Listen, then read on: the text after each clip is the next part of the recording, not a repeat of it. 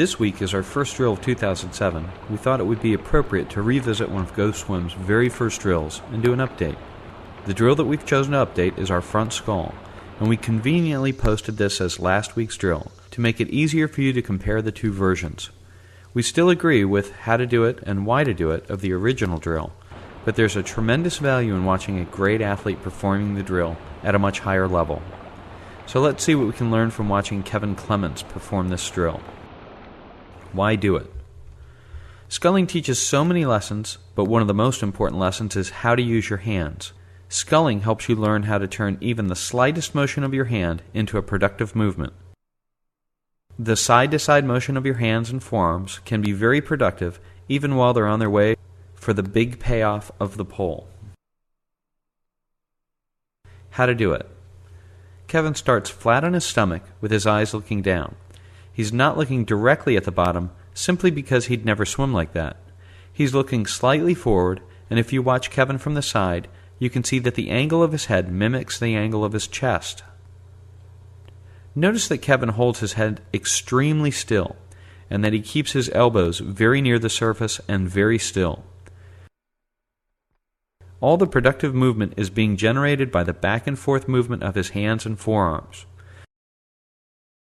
Sure, you'll see a little kick snap in there every once in a while, but when you consider that we initially taught this drill using a pull buoy, you'll begin to understand just how good the real elite athletes are at this stuff.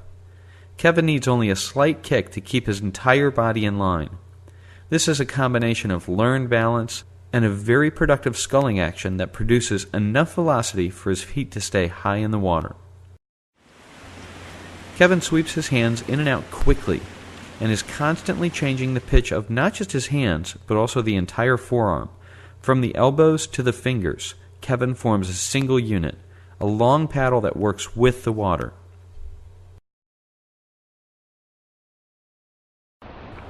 Kevin keeps his head and chest pressed in quite a lot, which means you'll barely see any part of his head above the surface. You'll also see how balanced he is, as his hips are also right at the surface of the water.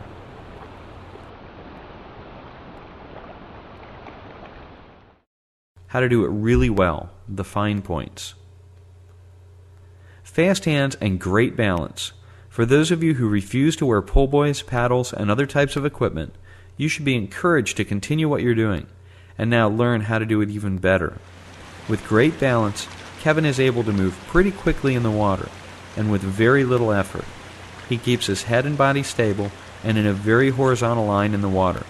This means that even the slightest movement will send him forward. We'll be watching Kevin perform more sculling in the next few weeks, so we encourage you all to practice and master this one prior to seeing the next. This is the easiest.